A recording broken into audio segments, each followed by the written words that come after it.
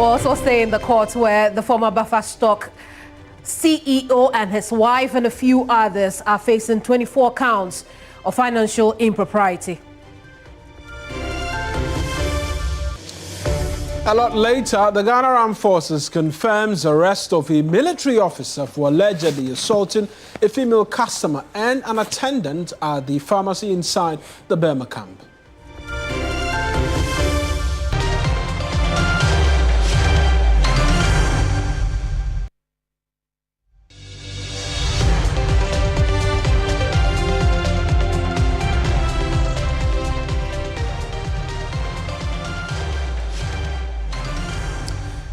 I'm Kemini Amanor, and this is News Central. And I am Mawuena Egbeta. The bulletin starts right now.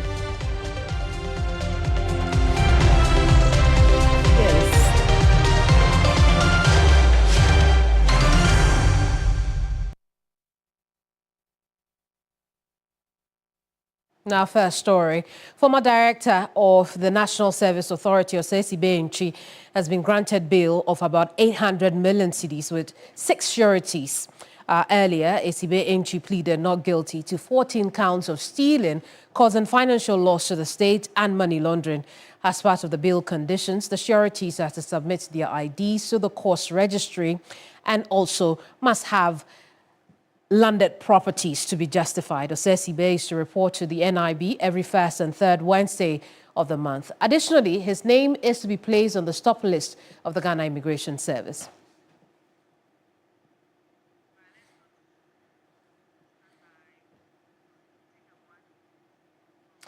Lord Edwasari is our court correspondent who's following this story closely in court. Lord, good afternoon to you. What else can you report about Esibe Enchi in court today? Right, so Kemini, prosecution was led by the Deputy Attorney General, Dr. Justice Remsai, and narrating the brief facts of the case, he indicated that from August 2021 to February 2025, Osei Enchi, the former director of the National Service Authority, approved the payment of over 500 million Ghana cedis as allowances to ghost names. Now, these names culminated about 63,000 individuals, or what we are terming as ghost names. Also, he additionally acquired an ease-wage card in 2022, and this ease-wage card was linked to the accounts of the National Service Authority and the ADB bank accounts. He registered this ease-wage in his biometrics and paid himself 8.2 million cedis between 2022 to 2024. Now, the Deputy Attorney General also indicated that when Osei was handing over to his successor, he did not disclose the ease-wage card which he owned. Now, later on, when he was arrested, or when they raided his house and he was arrested, that's when they discovered the ease-wage card. Now, after hearing the brief facts of the case, his lawyer, led by Osei, prayed for bail for him, indicating that he's a person of repute. He served the nation in various capacities and so is not flight risk. Now, the prosecution did not oppose this bail application, but indicated that due to the nature of the case and the fact that we are looking at an amount of 1.2 billion cedis which have been allegedly misappropriated by the accused person, the bail conditions should be looked at carefully in such a way that he will not abscond or leave the jurisdiction when called upon, because he indicated that over the past few weeks, the manner in which Osei has related to investigators or the prosecution has not been the best, and so he prayed the court to make the conditions quite stringent to match up the amount that we are looking at. And so the bail was granted at 800 million Ghana cedi bail with 6 sureties, all to be justified. He's been placed on the Ghana Immigration Service stop list. He's supposed to report to the National Investigation Bureau every first and third Wednesday of the month. He's supposed to deposit his all passports to the registry, and then the 6 sureties are also supposed to submit all ID cards to the registry.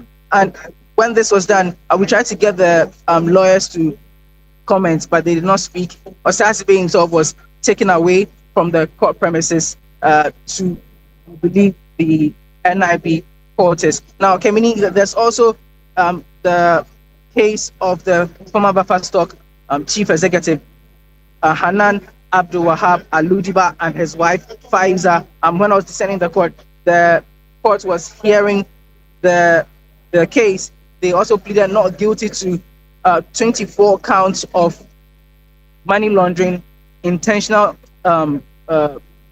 causing financial loss to the state, fraudulency causing financial loss to the state, stealing, dissipation of public funds.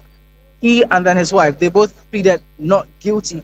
And the Attorney General read the brief facts of the case, a quite lengthy one. And when I was leaving, his lawyer, led by the former Deputy Attorney General, Joseph Pemka, he's the leader of the counsel for Hanan and his wife. He was praying the courts to grant them bail. And so that's where we are at right now. I'll get the details of the bail conditions once it is granted or otherwise, Kemini. I see. So Abdul Wahab and his wife and a few others who are facing, charges of financial impropriety have also been granted bail, you tell us. But give us details of the extent of the accusation against them. So the brief facts, as read by the prosecution, involve the amount of money that they, for example, dissipated, the transfer of monies from various accounts, the registration of companies, which, for example, Hanan owns 80% of. Now, this company, there are two companies actually. One of them is owned by his wife, and he owns about 80% stake in it. The prosecution narrated how they used these companies to shuffle monies about and own properties.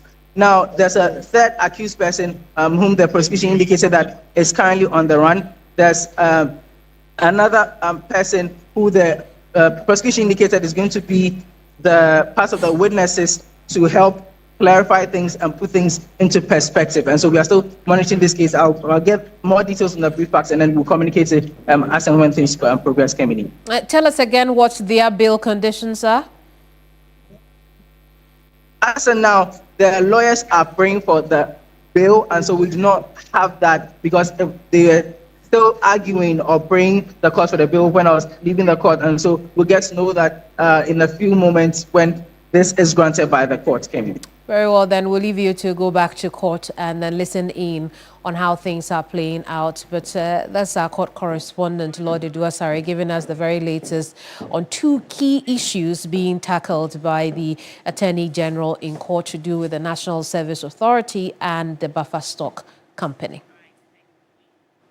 And we know as well that the Kwabena Duboahin case is returning to court. We'll be getting details of that from Lord, who is shuffling quite a number of courtrooms for us this afternoon. But let's return to another matter which has gripped the attention of the entire country following videos circulating on social media, amongst many other things. Because the Ghana Armed Forces has confirmed the arrest of a soldier captured on CCTV assaulting a female customer and a pharmacy attendant inside the Burma camp here in Accra. The suspect, identified as Warrant Officer Class 1, also known as WO1, Mensa Williams, was seen in the footage repeatedly slapping the attendant before turning on a young woman believed to be a customer, striking her several times for attempting to record the incident on her mobile phone. A statement signed by the Acting Director General of Public Relations for the Ghana Armed Forces, Captain Veronica Ajoahi, said the arrest was carried out at dawn today by military police personnel. The suspect is currently assisting with investigations. Now, according to the statement, the victims have received medical treatment and are also cooperating with investigators. He added that the Ghana Armed Forces does not condone any act of assault on civilians and will not shield any officer found culpable.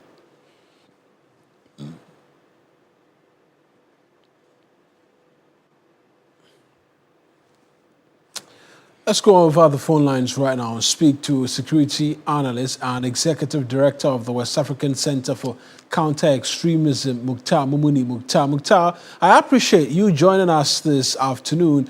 There's a lot that's been said about this incident, but for you, what does this say about discipline and accountability within the country's security institutions, especially when such acts occur inside a high-security zone like the Burma camp?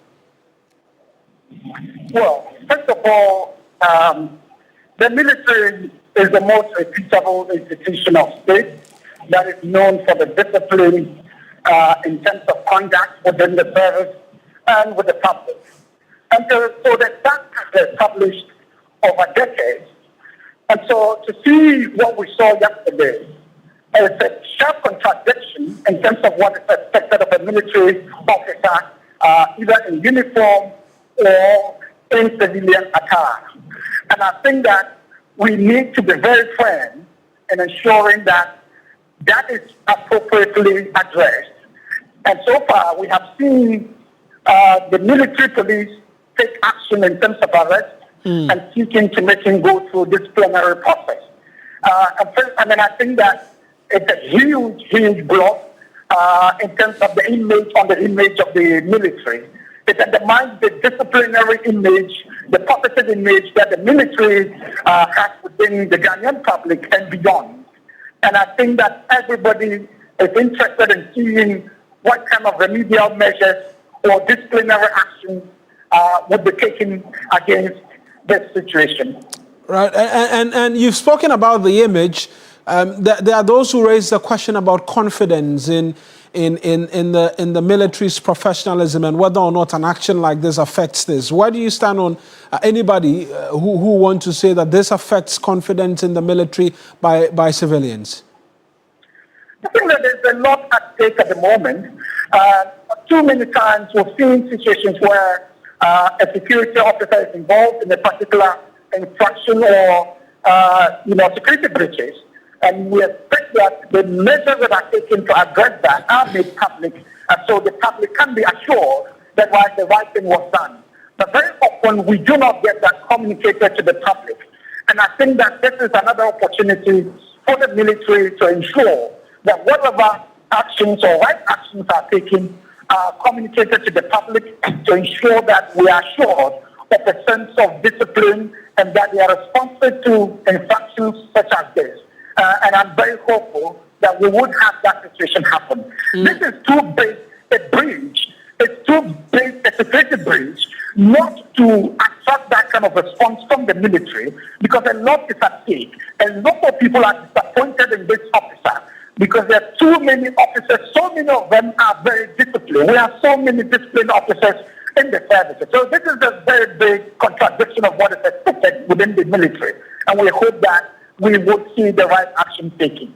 And on punishment, if I can call it that, we've seen that he's been picked up by the military police. There are those who say that the subsequent processes should as well be made open to the generality of the public so that they can follow what it is that is done in terms of whether it is punishing him or whether or not he will be referred to the police to answer for the assault charges. That should be made public so that the generality of the populace can go along to see that indeed he is punished.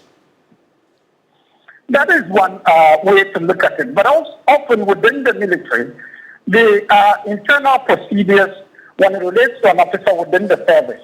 And the military police is often involved in situations such as this.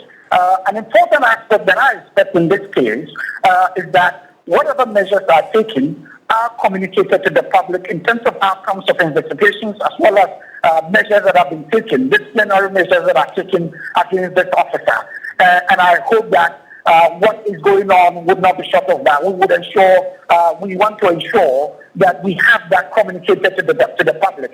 In terms of what kind of measures should be taken, disciplinary measures should be taken against the officer, I think that I am unable to say what exactly the appropriate measure is. But the public is waiting to see what commensurate measures would be taken in terms of disciplinary measures to ensure that it assures the public that justice is done in this case. There are already some calls within the public requiring or asking the victims involved to restore to the law court, to seek legal redress. And I think that many of this would be dependent on the outcomes of the military police's action regarding their investigation and disciplinary measures against him. Right then, Mukhtar, we'll leave it here, but I appreciate you speaking to us this afternoon. That's Mawuena Mukhtar. He's the Executive Director of the West African Center for Counter-Extremism, speaking to us this afternoon. And there are other developments as well in different parts of the country. And if you recall, last week, news of the unfortunate demise of a former First Lady hits the country pretty hard. Since then, the home of the Rawlinses has been open, a book of condolence open, flags have flown at half-mast as a 3 days of national mourning has been observed. The family is today, we understand, rounding up all of the activities in the interim with regards persons visiting and the like since her unfortunate demise. We understand that well-wishers and sympathizers continue to trickle into the residence of the former First Lady to offer their condolences. I want to take you there right now where my colleague Noble Crosby Annan is still stationed and get some details as to exactly what is expected to play out today. Crosby, if you can hear me, well, I get the indication that we will connect with Crosby a lot later in the course of the bulletin. But let's do some stories. And grief and fear after the gruesome death of a 6-year-old schoolgirl erupted into violent chaos in Nsuaem on Wednesday when the body of the 6-year-old was discovered and locked inside a plastic box in her classroom. A mob of hundreds of residents enraged by the incident and a separate child abduction attempt besieged and ransacked the local police station, forcing its temporary closure and requiring military backup to restore order.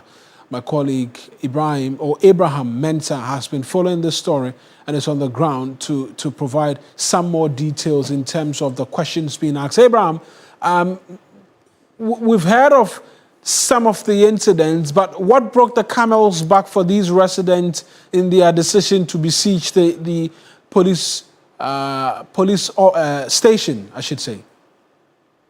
So 2 days ago, the community was shattered by the discovery of 6-year-old Jennifer Rimbele's body in a classroom. As at the time, no suspects had been named, and just as parents, the community were in grief of this gruesome murder of the kid. Yesterday in the evening, around 5 to 6 p.m., the community was aroused by a suspicion of an attempted abduction of 2 other girls within the community.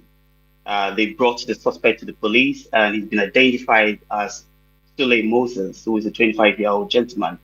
The account as taken from residents was that the gentleman claimed to be an uncle of these 2 girls, whose name have been given as Caroline 5 years and Emily 7 years. He did confirm that he claims to know these girls and was trying to get them cross over the street. Surprisingly, the mother, a bread seller, was just a few meters away from the vicinity. They took the suspect to the police, but yes, so the residents weren't convinced because of the resident incident. And then they alarmed the community, who stormed the area, demanding that the police release the suspects for instant justice. This resulted in an exchange between the police and the residents. Several motorcycles that were parked at the police station were burned, some pickups were vandalized, and the police were actually doing the best to calm tensions, but they had to call on for reinforcement from the Takwa Central Police Station. Did not succeed, actually, until they got some assistance from the 2BN in Takwari to calm tensions. However, some persons were injured in the process. I'm told 3 police officers and 4 other civilians were injured, with 1 in critical condition currently receiving treatment at the Fianconta Regional Hospital. The police officers who were injured, do we know if some of the civilians were injured as well? That's one part. And then help us understand what the police say they are doing to deal with the situation, because there's been a murder, there's been attempted abduction. Obviously, it comes off as though the indigents are not trusting the police enough to safeguard and protect them. Yeah, it appears so. Based on the first incident, they've been pressing on the police to name at least a suspect. At the initial stages, it was only the class teacher who was invited for interrogation.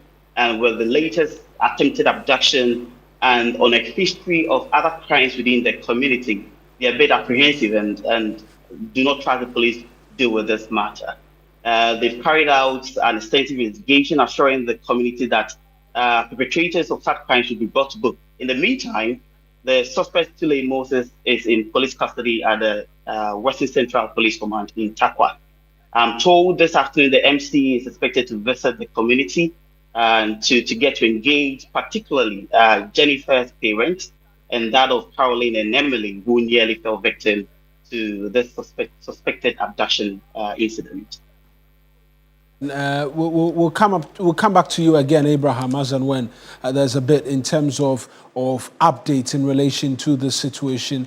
Abraham Mensah is my colleague in the Western region for us. And we'll just touch base again with Noble Crosby Annan, as we mentioned that well-wishers and mourners were continuing to throng the residents of the Rawlinses. Crosby, if you can hear us this time round, talk to us about what is expected to take place today.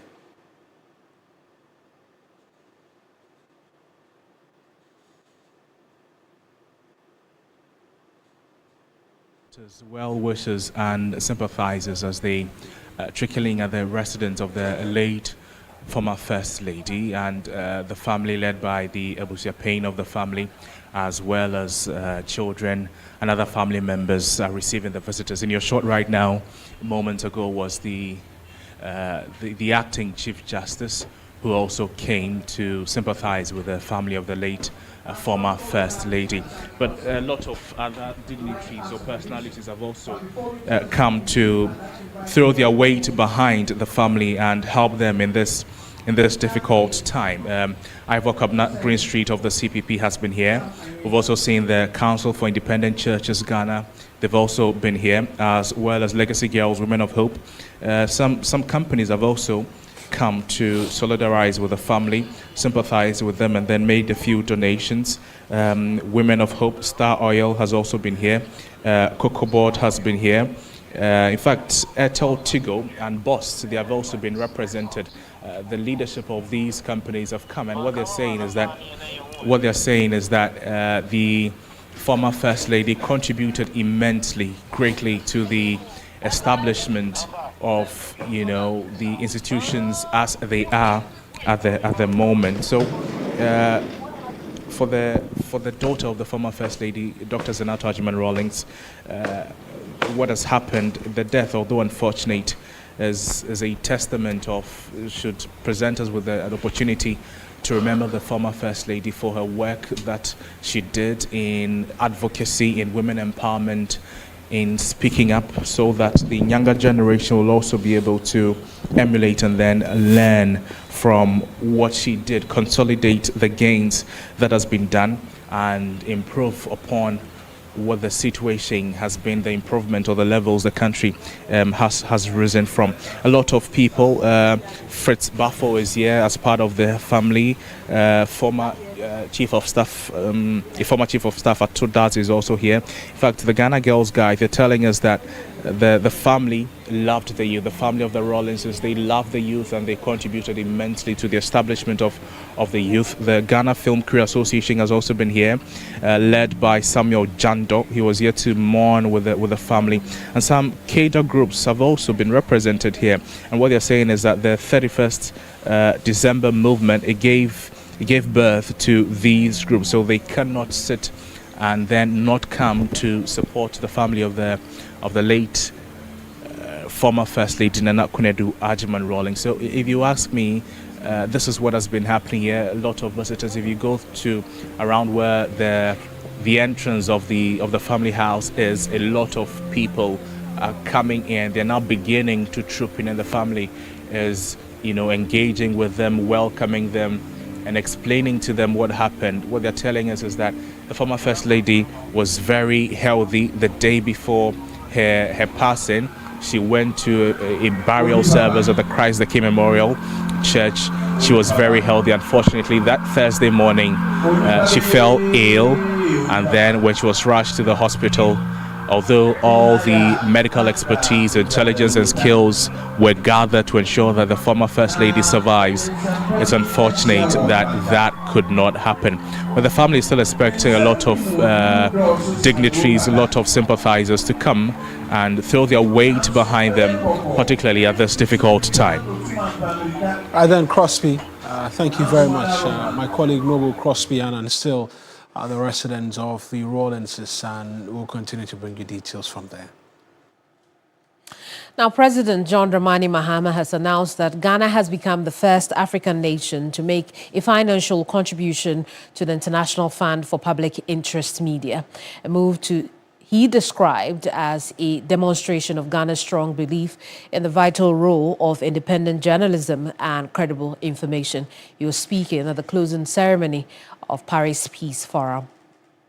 I'm pleased to announce that Ghana has formally decided to resume full membership of the Partnership for Information and Democracy.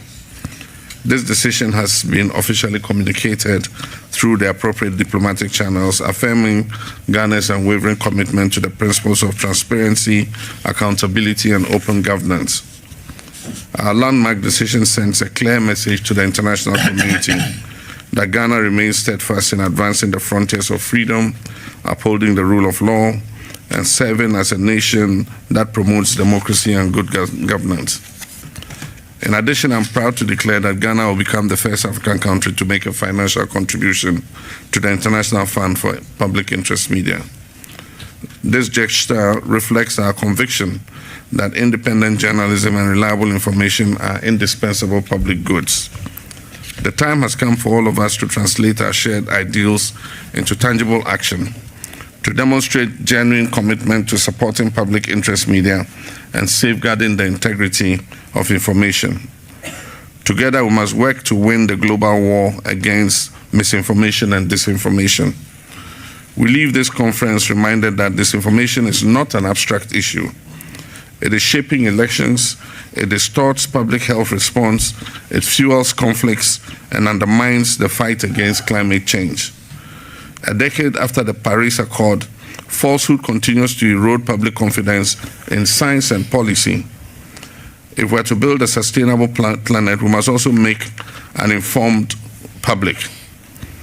Likewise, the dawn of artificial intelligence has transformed the information landscape.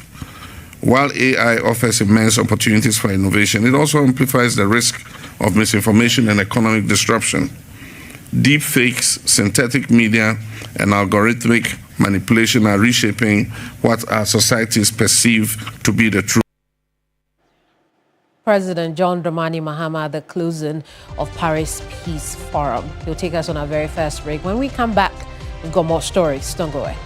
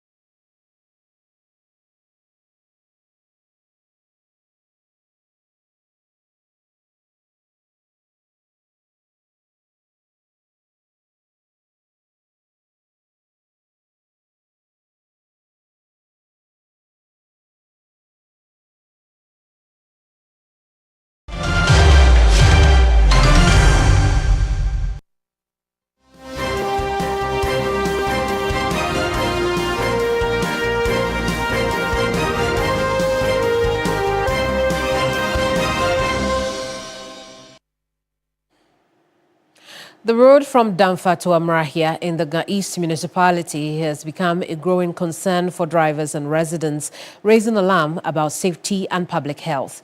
Edith Cranton reports on the impact of the deteriorating road and calls for urgent repair.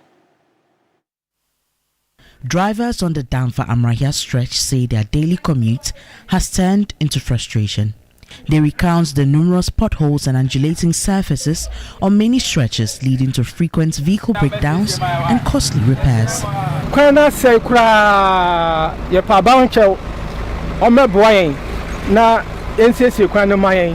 We are pleading with the government to help fix the road for us. Very short road, but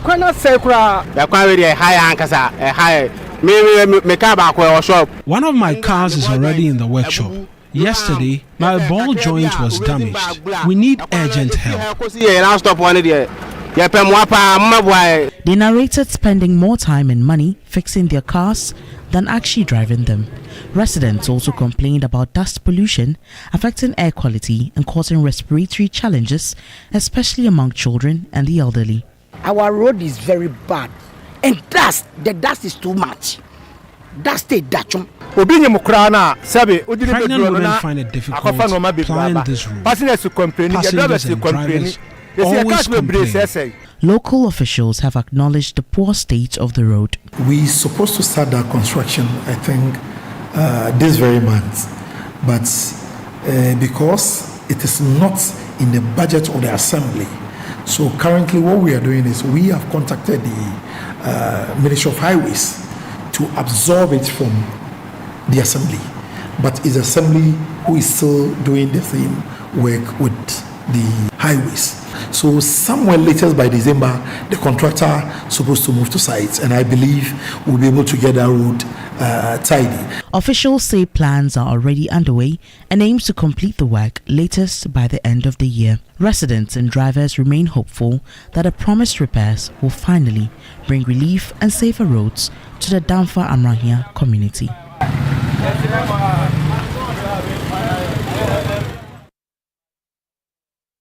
Now, residents in the Lejokuku and Krowa municipality can now heave a sigh of relief as rehabilitation works on municipality roads have begun in earnest. For many years, residents have complained about the poor state of the road, impacting economic activities and making movement stressful. Daryl Agbozo reports on ongoing works and father's report. Potholes are scattered everywhere, making it difficult for drivers to navigate. For most of them, they have had to increase the number of times they visit the mechanic shop due to the undulating nature of the road. This had been the nature of roads within the Lejokuku and Krowa municipalities for many years. Commuters and residents have complained bitterly about the nature of the roads, calling for intervention. As for Ghana roads, compared to the taxes that we pay for the government to the roads that we use, we all can testify and say that it's not worthy for money. So to me, I think it would be best if the government can obviously try their best to fix the road for us. This road has been like this for a very long time, and I'm sure the government also knows, the authorities knows what's going on here. So I don't know why they are delaying to fix the road. It causes a lot of traffic actually, so I think they should try and do something on it for us. Work has begun on the stretch, much to the relief of residents and commuters. MC of Krowa and Lejokuku municipality, Israel Ajiti Utwenma, assured residents that the road will be worked on and completed within 2 weeks.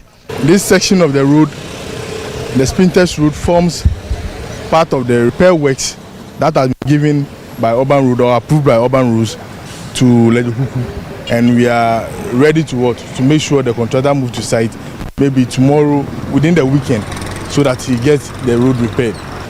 By next week, next 2 weeks, we should finish the said repair works and construction.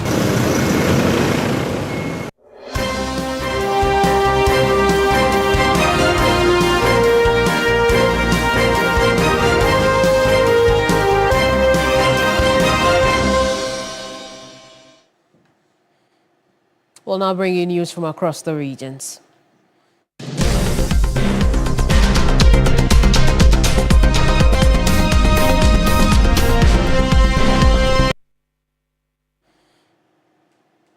Ghana National Association of Small-Scale Miners is joining forces with the government to tackle the issue of abandoned open mining pits.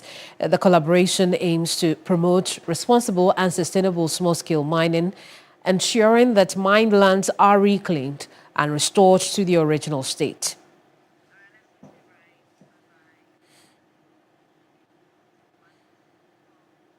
We'll connect now with Ashanti region correspondent Ibrahim Abubakar for a bit more on this story. Ibrahim, how different will this reclamation exercise be? And as far as we know, how many acres are they targeting in the reclamation exercise? Well, Kemini, for the start, when we are looking at the targets, they are targeting at least to reclaim about 500 acres of land that have been left uncovered by these illegal miners in the Ashanti region. And for this intervention or this initiative, it's a multi-agency initiative that is spearheaded by the Ashanti Regional Coordinating Council. Then we have the Minerals Commission, Minerals Development Fund, National Security Network, EPA, and the local miners are also being involved. And the intervention is aimed at eliminating safety hazard and restore degraded environment in the mining sector. This time around, it is different because they are making sure that the local miners themselves will be part of the reclamation exercise. So what government is doing is that it's not as if they are allocating a lot of funds to do this initiative, but they have engaged the small-scale miners and they have also given them that assurance that they will make their machinery available for this exercise. So for the part of government, they will just supervise and make sure that they also support them with some fuel and also some resources that they will need to make sure that they will at least reclaim all this land, at least if not even for mining purposes, we can even use it for agriculture or other purposes. Let's listen to what some of the stakeholders have been saying. In fact, some of them earlier even spoke about government also making sure that it implement the mining laws that ensure these miners reclaim all the lands before they are allowed to move out of the site. When it comes to abandonment of mining sites, it is caused by weak institutions. Mind you that the large-scale mines pay something called reclamation bond, and they pay it. It's an established sort of gene bank where they pay money into it regularly, so that in case they finish the mining and they default to reclaim the land, that money will be used to support reclaim that mining site. So how come that land is lying there after the mining has ceased? So since they are the miners, when you give it to them, they will do it proper way for you, because they are the people who spoil the land. So when you send them to go and recorrect what they spoil, I think they will do it better. We are not going to fund them fully. We are going to support them halfway, and then they also will meet us halfway. Because since they have machines, we are going to provide fuel for them to do it for the country. They say, I buy and say for the responsible mining and a deba. More being one koya juma, our forest reserve mo. And one koya juma, it will assume an assassin so. Car and one koya juma or so obey juma make sure say what 20 tiemu. I'm a mouth carter, a coin over pass or we juma. Say. Ibrahim, we'll end it here. Thank you so much for the reporting. We'll now connect to the Volta region, where barely 48 hours after a canoe operator died in the White Volta River at Daboya, the North Gonja District Assembly has presented a total of 30 life jackets to the Canoe Operators Association. Razak, a 41-year-old canoe operator, drowned in the middle of a journey on the White Volta River while crossing with passengers on Monday, October 27th. His lifeless body was retrieved after 2 days of search. Let's connect now, not to the Volta region, but to our northern region correspondent, Christopher Amwako, for a bit more on this story. Christopher, what else do we know? Yes, so Kemini, we know that the North Gonja District Assembly has presented some 30 life jackets to the canoe Operators Association in Daboya. And this comes at the back of the recent death case that was reported on the White Volta River. Now, this comes some 48 hours after the incident. Now, the Assembly earlier presented some 20 life jackets, which, as we speak, the canoe operators are unable to account for all the 20. So, after the presentation of the 30 life jackets, the District Chief Executive for the area, Abdullahi Nashiru, actually emphasized that the Assembly is going to ensure the full implementation of some laws in the area, saying that the passengers and the drivers will use these life jackets so that lives will be saved. I see. Do we get the impression that residents want to use the life jackets? Because that is the challenge that we've seen with a lot of these riverbank communities. Yes, so in 2024, for instance, we had a donation of over 200 life jackets to the Canoe Operators Association. But as we speak, Kemini, they cannot account for even 10 of them because you go there, the life jackets are not there. Now, the explanation the canoe operators have given is that most of the passengers do not even want to use these life jackets. That is why the Assembly is saying that, well, this time we are going to ensure that the security services in the area ensure full compliance, saying that the passengers and the operators of these canoes will use these life jackets so that we don't record any fatalities on the river again. Let's take a listen to what the District Chief Executive has been saying on the implementation of the bylaws of the canoe operation in the area. A previous assembly person for Daboya East. Now I'm a teacher. The post is not more with me. Our DC said, how are we going to manage these life jackets? For the management of these life jackets, we know that as there are 30 here, previously we have 30, so making 60. 30 will be at the other side and 30 will be at this side. As he said, we make sure that before you enter into a boat, we will give you a life jacket. If you're resisting not to wear, make sure that we will withdraw back. And we're appealing to DC to also contact our police commander. We need CPA people to come and assist us because some people are resisting not to wear. So if they come and assist us, no wearing, no entering will be stable. And we have a storeroom at our back. After closing, we'll make sure that we put them there and lock so that there will not be any missing of a life jacket. So we'll go on. So this is what I have for. The life jacket will dirty and people are complaining that it's dirty, they will not wear. We'll make sure that every 3 days we wash them with a soap or a running water so that it will be clean for people to be using. So there will not be any denying that because it's dirty, they will not wear. Well, now, Christopher, thank you so much for bringing us this report. Christopher Amwako is our northern region correspondent. We'll turn attention to some other stories now because more people are turning to over-the-counter medications and potentially dangerous home remedies when they feel unwell, often without consulting a professional. The World Health Organization has cited this practice as the major public health concern globally and warns of dire consequences. Here's a report by Rosalinda Abajua.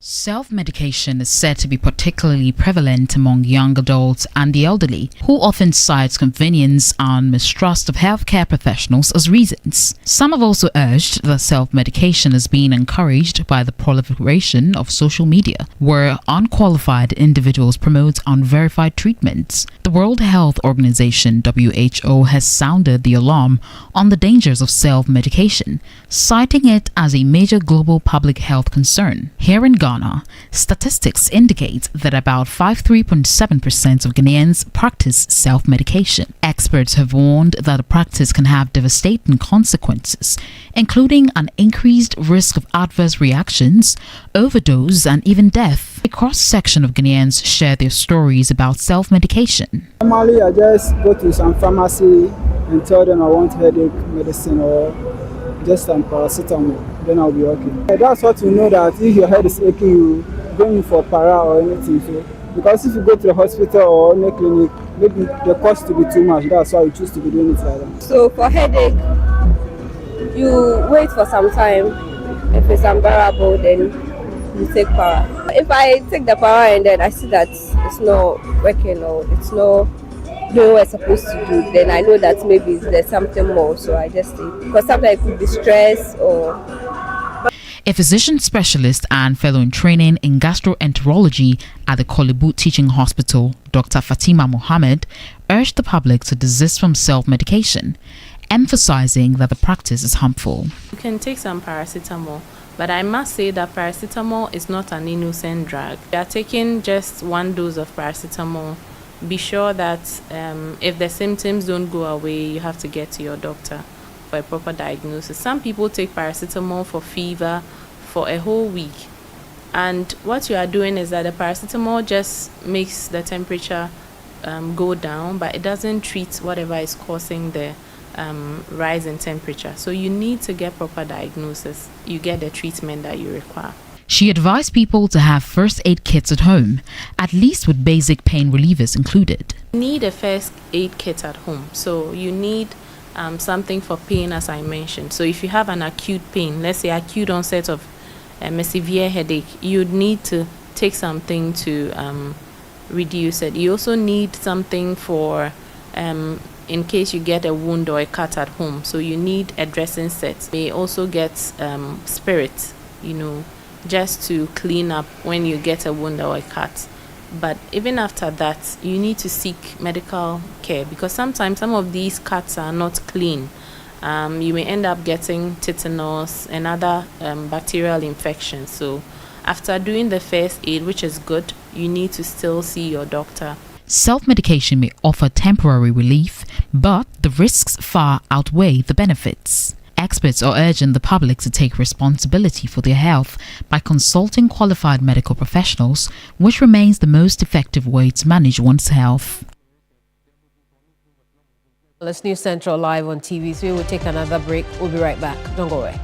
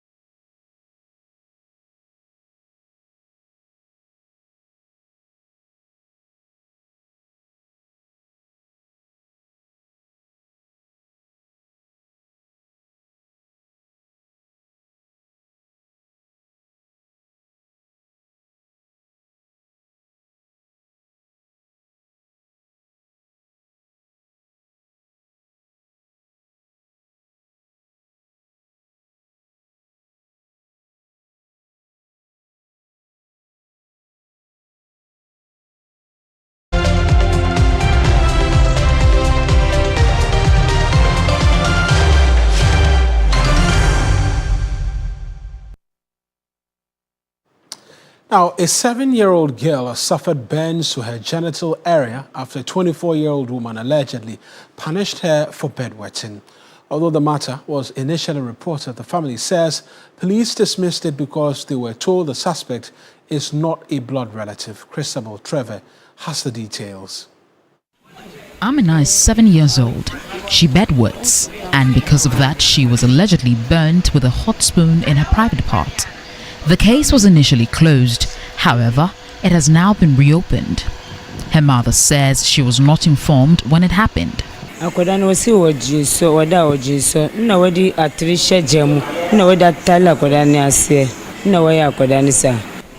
My daughter told me she wets the bed when she sleeps. The girl then took a hot spoon and placed it under her genitals. Some boys in the area caught the girl and took her to the police station. Her father came to bail her out and she fled. I was in Medina when it happened last week Wednesday. I was informed about it by someone else.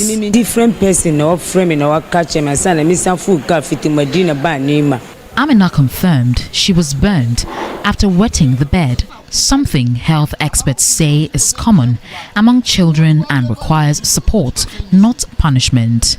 If I sleep and I urinate on the bed, and one day she takes food and put inside fire, and she burned my hair, and she bathed for me, and she let me go to school, and I went to school, and somebody come and sit on my ear, and I've cried, and some madam come, and she told me that's what happened, and I showed for her this thing, and she went and sent for the headmaster, and they said that they should send me to hospital, and they didn't send me. A child rights advocate says reporting a case like this does not require the complainant to be a family member. A stranger goes to report it to DOSU, and the family come in and they say he's not a family member, and a police officer tells the man to withdraw the case because it has nothing to do with him. That's where I have a problem, because how you are DOSU, there's a reason why you are there. You are there to protect the child. Even if I would say the community doesn't know any better or the family wants to cover up for themselves, what are you there as an institution for? You are supposed to be protecting the child. Under Ghana's child protection framework, abuse by a caregiver, tenant, or any adult in a household is prosecutable. Child Rights International says dismissing the case because the suspect is not a family member contradicts the law and weakens child protection. These are things that would leave a mark in the life of the child forever. And for you to deal with the social aspects, that is where we want a response to some of the things like bringing in the criminal aspect and then also providing the social services that would also let the child feel good about herself. The other two, which is psychological and emotional, it takes some time for the child to heal. That is why even the law says that in such circumstances, we need to put them on the rehabilitation program. As the family pushes for justice, Child Rights Group insists the way this case is handled will show whether children are only safe within blood relations or whether the law protects them from all adults who abuse them. Christabel Success Trevor, TV3 News, Accra. A bit strange, that mode of punishment for a little one. But hopefully the police will pick up this one and bring finality to it. That's our bulletin for you this afternoon. I am Mawuena Egbeta. And I am Kemini Amanor. We'll see you same time tomorrow. Next is the afternoon show. Bye-bye.